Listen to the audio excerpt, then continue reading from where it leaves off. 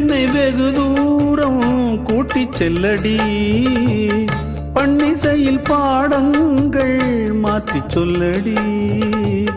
கன்னி உந்தன் மனக்கூண்டில் என்னை தள்ளடி, கண்ணசைத்து அங்கேயே வைத்துக் கொள்ளடி.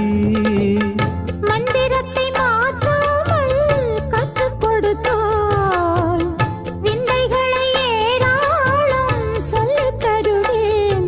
உந்தன் செல்ல மொழியினிலே உள்ளம் கொள்ளையடிப்பதும் ஏன், துள்ளி துள்ளி வரும் நடையில் மனம் மெல்ல துடிப்பதும் ஏன்.